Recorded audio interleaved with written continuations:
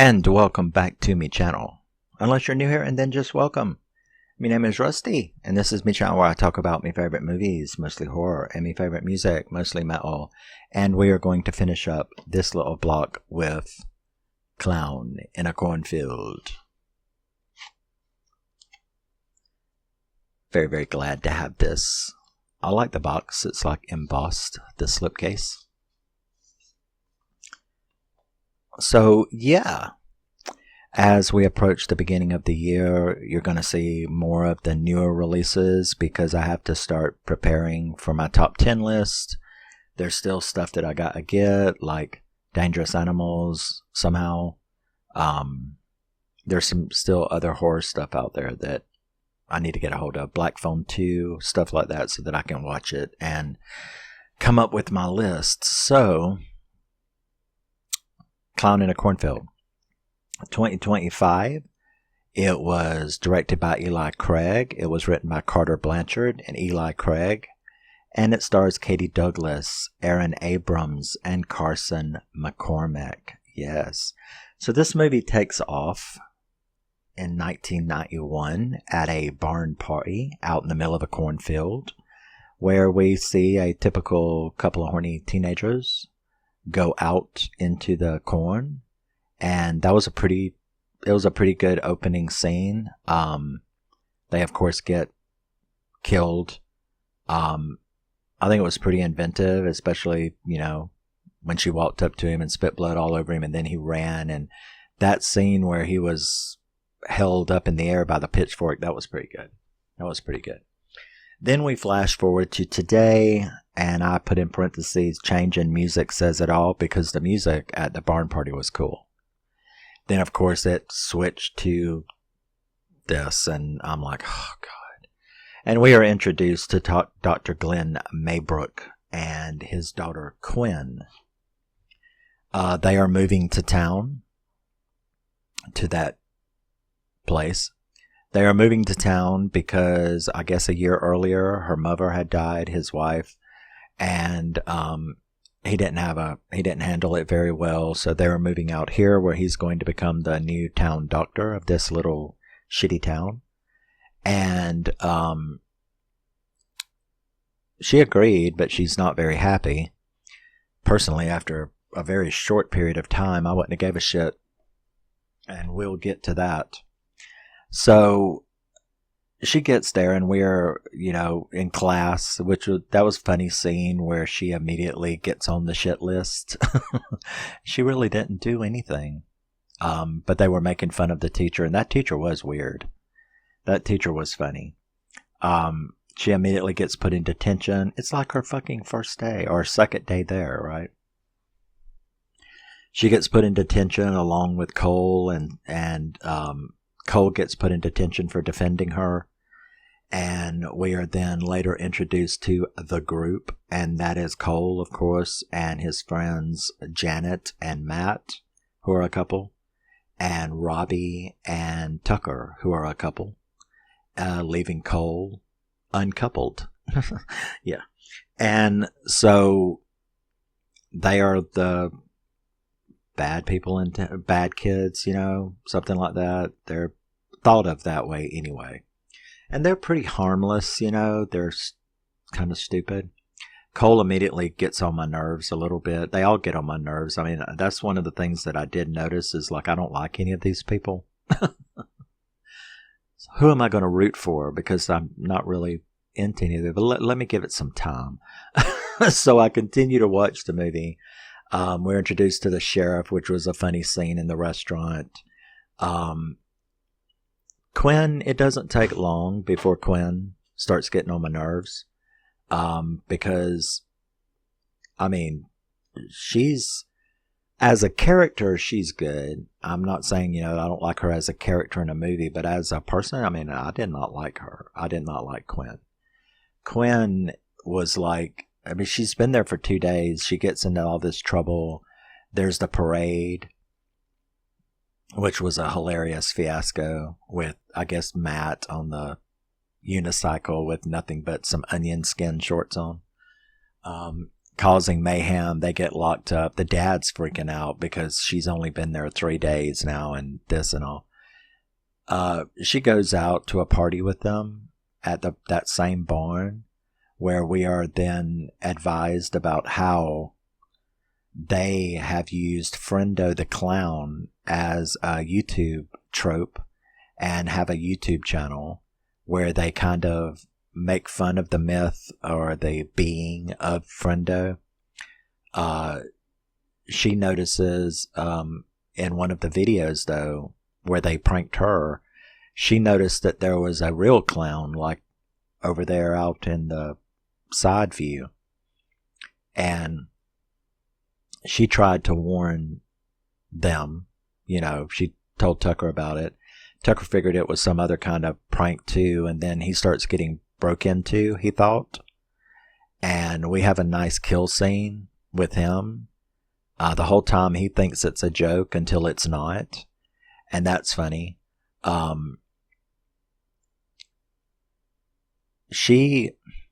problem with Quinn is, it's like, I don't know. I mean, I've never really felt disconnected, really, from anybody or any group or anything like that. But let me tell you, she's been there 3 days and she is like a slut.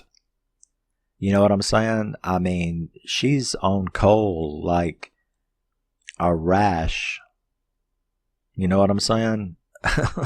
And I'm like, girl, what's up? You know? So I really took a disliking to her she was just like, you've been there 3 days. I mean, so we have Tucker's kill scene. And like I said, I warmed up to the rest of the cast. I mean, Janet, she was just stupid. You know, she was just a bimbo. Tucker, he was just, like a goofy internet person. Matt, he was just a dumb jock type. So although I didn't like them at first, I warmed up to them before their various kills. By the time Tucker did get killed, I was just like, I didn't have any problem with him. He was just a dingbat. Same with Matt. Matt is the next one to get killed. He ends up getting his head chopped off while he's exercising his guns, which he's so proud of. Don't do you much good now, though, do they? So we've had all of this mayhem. Once again, she's in a lot of trouble for the behavior that she's both doing and getting caught up in. So what does she do? She sneaks out with Cole and they go. And we had already been introduced to Rust. And I wondered about him. Like from the beginning of the movie, he walked her to school that first day. He was a neighbor. Just the way he acted was like, this guy is nice, but he could be a mass murderer. It was sort of that kind of feeling. Like I wasn't really sure. But he seemed nice. But then again, so did Ted Bundy. Until you're on the receiving end of his psychosis. So when they go to that barn party, that's when the shit really hits the fan in the movie. Of course, I'm skipping over a lot, but so poor Tucker's dead, and they wonder where he is. Now Matt's dead, and they never show up. So you've just got Janet and Robbie at this party with Quinn and Cole, wondering where he is. And then she really takes the crown, right? She just grabs Cole and runs out there into the shed and is literally S.A. She's literally sexually assaulting him. And I'm like, I already thought you were a slut, but okay, I bow to you. Here is your crown, queen of slutdom. Because this girl, you've been there 4 days, and it's just like, what is this chick? I hope that's not the way y'all act, for real. But he kind of like, excuse me, please, no, slow down. And she's like, oh, I'm so sorry. And I'm like, you should be. Because there for a second she was like, oh my God, am I a slut? And I just wanted to yell, yes, a big one. like big giant with a rainbow sign on it, which no pun intended. But yeah, you're a slut, because she actually looked that way, like, oh my God, did I offend you? Was I too slutty? Yes, you were too slutty. You've been too slutty since about 10 minutes into this movie. So she gets up and like backs out, and he's like, look, it's just, I've got a lot of stuff going on, and she's like, obviously. When you figure it out, get back to me. And I'm like, see, the crown is yours. Not only are you a slut, but you are an empathetic. What is when you have no empathy? Empathyless? Still a bit of the sugar rush. But I'm like, so not only are you a slut, but you're a bitch on top of it. Well, okay, sure, let me know. I mean, you didn't screw me when I tried to get to, so, just let me know when you're straightened out and let me, get back to me. And I'm like, oh my God, well, not only do you deserve the crown, but here's a scepter. Shall I make you a throne as well, because you are it? So, that's when the fun starts, because some girl starts screaming and she comes out to corn. And she's got an arrow in her back, and they're like, that was kind of funny because, it's like, oh, they're pranking again. They go up there and they're like poking at her and stuff like that. And I'm like, I don't think that this is a joke. And then all of a sudden this head flies over with a clown mask on it. And, they're like real funny. And who was it, Cole, that told her to like check the mask? Because I'm like starting to get suspicious of him too, right? So she does like take the mask off, and it's like Matt's head, and she holds it up, and it's like, oh my God, he went through the trouble of making a wax head, And it's like, no, I don't think so, because this girl is dead. And then here come the clown, and he starts firing arrows at them. Here comes Friendo, and he starts firing arrows at them and stuff like that. And he gets a couple, and that's pretty funny, but then Rust suddenly appeared and blew his hand off. Like, the hand went kaploof. And I'm like, oh, there's that guy Rust. Okay. I still don't understand why Rust. Why not Rusty? Rusty works. I'm a Rusty. You can be a Rusty too. But Rust blows the guy's hand off, and then, the mayhem ensued because like multiple clowns come out of the cornfield with chainsaws, and you're like, okay, I didn't see that coming. Doesn't matter if you read the books or not. You can ignore it. It's a little thing people who read books, they kind of like, what is it called? Selective amnesia. So you're like, okay, they incorporated that well. And it's just like friendos everywhere, killing everyone. But they seem to be targeting them the most. They end up going into a shed where they're all like hiding and stuff like that. And they don't know what to do. And the friendos start getting in here. And here comes the really funny scene to me. Was when they're doing that, trying to break in. And they find the sewer trap, right, that leads down into the sewer pipe. And they're like, I'm not going down there. And then, of course, they see axes coming through the walls. And it's like, well, maybe I'll crawl through shit to get away from that. But it's when they were doing that and climbing down there that the thing was said. When Rust was like, you've always thrown away everything that we had, and stuff like that. The reason this scene was so funny to me was because I suddenly was in the movie, because I kid you not, I said what they said at the same time.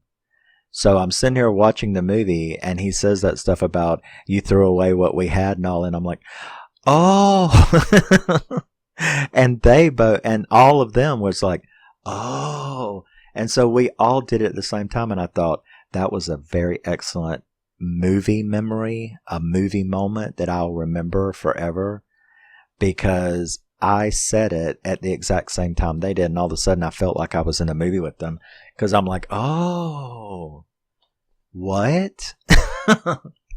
Okay, maybe I like Cole a little better. Not for the reason you think. Because like I said, I didn't really like the others. I were just like idiots.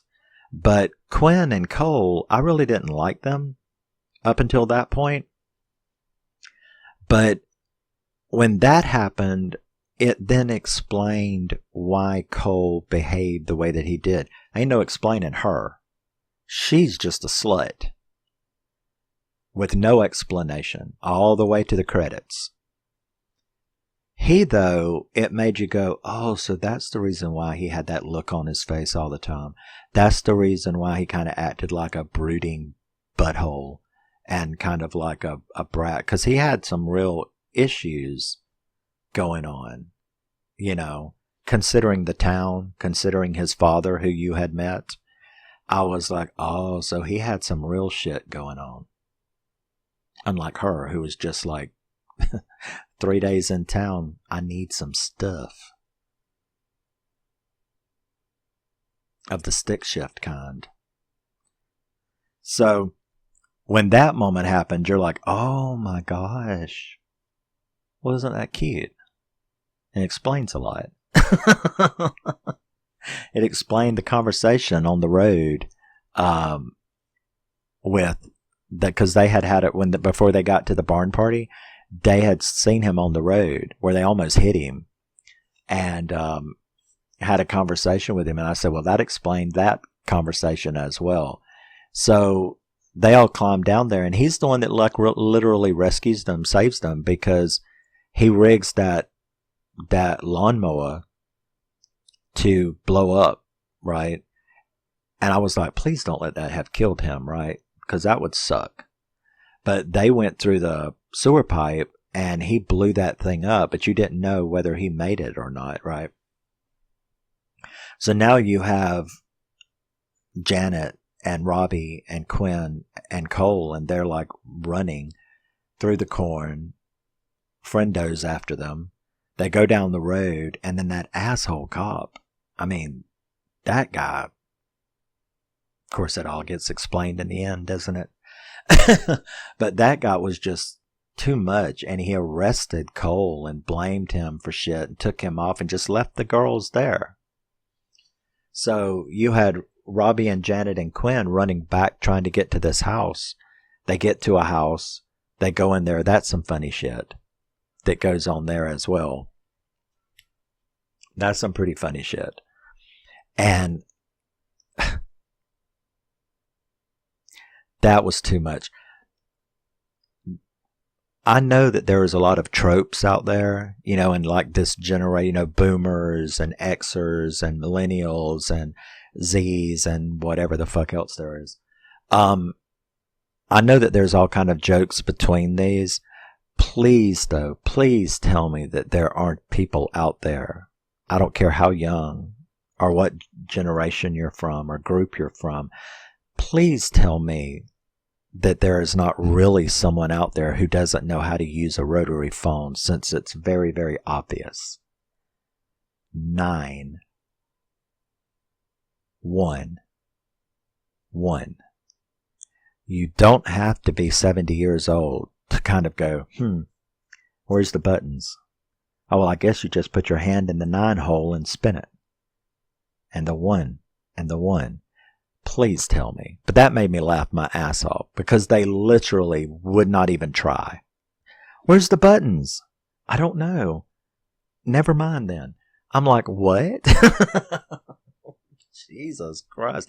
If that's true, if any of that's true, please seek assistance at your nearest therapist tomorrow.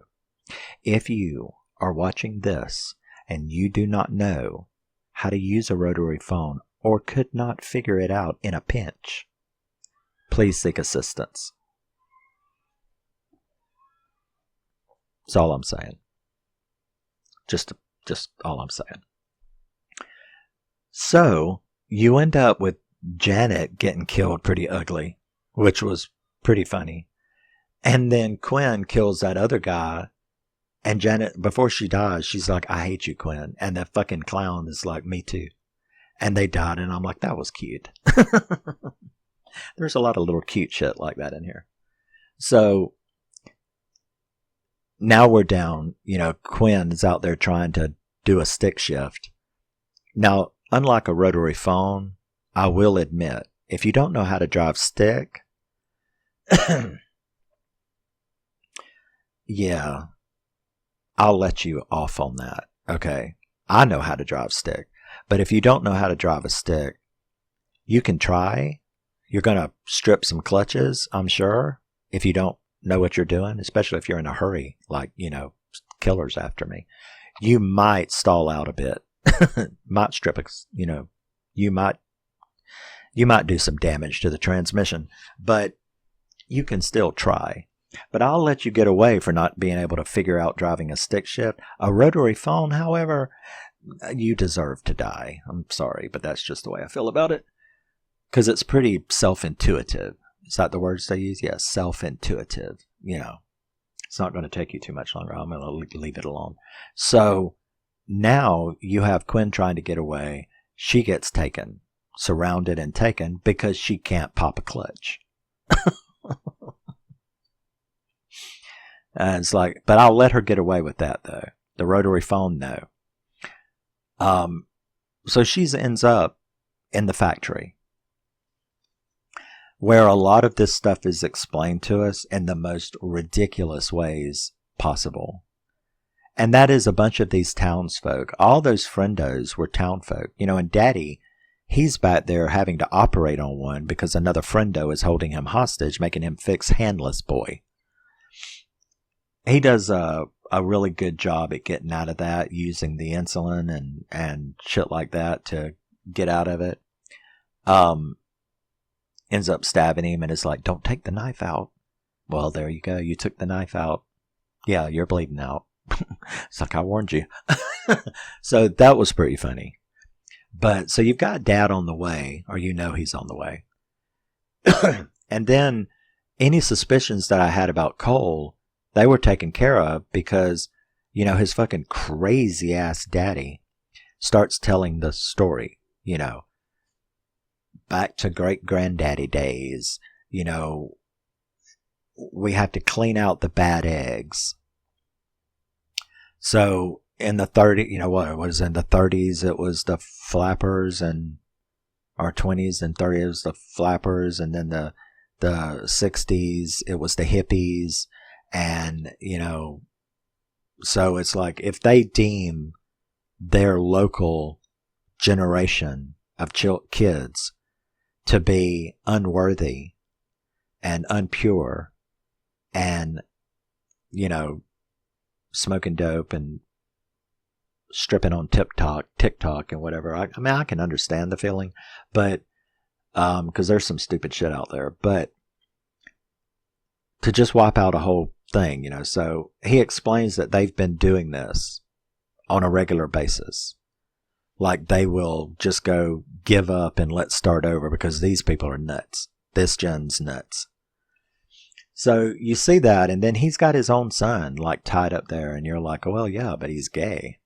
So with a dad like this talking about immorality and shit, it's like, well, didn't that dude look like Musk? I literally had to look at International Movie Database. I'm like, is that Musk? Because he's playing himself, if that's Musk. But I literally had to look down and I'm like, is that Musk? And then I saw that it wasn't, and I was like, poor man. Seek a beautician. Change something. Because you look way too much like Musk to be comfortable with yourself. It's like I feel sorry for him. But you hear all of this stuff, and poor little Cole is standing up there on his tippy toes, and Dad finally busts in right before they kill Quinn. And you have these really pretty cool fights. And the dad, he still, though, gets in there, and lots of cool deaths. I like when Quinn, cattle prodded the sheriff. That was sweet. I liked that. And the other woman ran through with a pole. That was good. So I like the vengeance of taking out these absolute retarded people. So the dad's still alive though, and he's trying to kill Cole by getting the car out from under him, but every time he tries he can't, and then he finally does. But the dad manages to hold his feet up a little bit, and then Rust appears and shoots it with the shotgun, and it falls down. And then I'm like, the White Knight to the rescue. Little hunter boy, come to save his baby. And he runs over there and they'll like embrace it all, and he's like, they start to kiss, but then he's like, you smell funny. And I was like, you smell funny too. You know, it's like, oh, see, you're always trying to like not do, you know, like throw us away. And the guy's like, no, it's just because you smell like sewer. And he's like, well, you smell too. And it's like, oh, fuck it. And then I'm like, okay. You just up the score. Leave me alone. Why wouldn't I? So, one of my kind says hell yeah. So, yeah, that got it an extra point. But that was cute, you know. And then they had to like, she like tried to do stick again in the little VW, which was funny. And the dad is like, you know, you have to clutch down, put it in first, clutch up. But then when that guy was standing there, he was like, just put it in fifth and overdrive him, hit, you know, and they did, and they smished him, and that was cool. That was cool. And then you had the ending scene where she's going off to college now. Cole and Rust show up in their butch truck and get out and come up and say goodbye. And they gave her a present, and it was like a baton, a cop baton that you could self-defense with. And that was funny. And she said bye, and then they drove off, and she drove off to go wherever the hell she's going. Good riddance, in my opinion. And that's what I'm saying. Even up till that point, she never redeemed herself to me. Because at least all the others, Robbie and Janet and Tucker and Matt, I did not like that group, you know, right then to begin with. I thought some trash was listening to me. But right then at the begin with, I didn't, because my window's open, I did not like them for like, 15 minutes, you know? Like the first few minutes, I'm like, I don't like any of these people. I just don't. I don't like any of them. I really don't like them. But interestingly, like I said, by the time each one met their demise, I had become comfortable and was okay with them. By the time Tucker died, I was like, yeah, he's cool. He's funny. Matt, he's cool. He's funny. Janet, she's a dipshit, but she's okay. Robbie, yeah, she's a dipshit too, but she's okay. So I'd come to terms with all of them.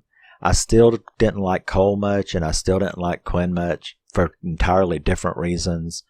But then, of course, Cole redeemed himself by, okay, I see you got a lot of problems. And he worked those problems out, and now you could tell they're happy. So he worked his shit out. Whereas she's got that same sour look on her face as she drives away. And I'm like, I don't like you.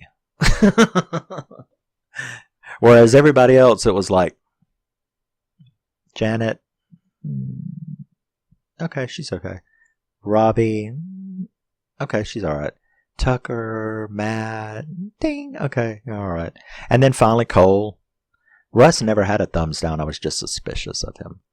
But Quinn, it was like she was all right for 10 minutes, and then when she started all her shit, I was just like, ugh.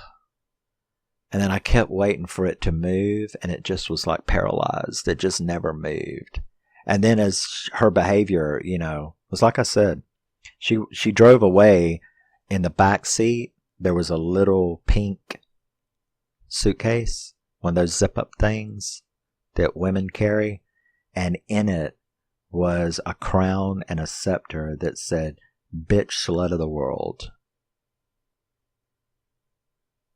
I'm guessing anyway, but that's what I would have gave her as a present. So I didn't really like her. However, as a character in a horror movie, the actions that she took, well, wait a second.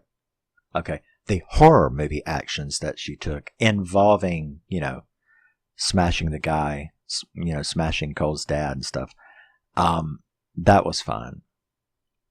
So overall, the movie got an 8 out of 10. I really, really loved this movie. This movie was really, really funny. And like I said, Quinn, it's the type of dislike that doesn't make me dislike the film. It doesn't make me dislike some of her actions or her place in the movie. You just have to make a judgment whether you like this person or not. And I did not like her at all. But of course, I'm glad she's in the movie because it's part of the movie. And to me, hating Quinn is part of the movie. It's part of the fun of the movie. I hate the bitch. Didn't like her at all. But I'm glad she lived because there's going to be a part 2 and I want to see who kills her. Of course, she probably won't die. I wonder what 2 is going to be about.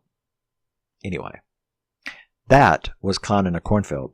If you haven't seen Clown in a Cornfield, I suggest you do at your earliest opportunity. I think it was really good.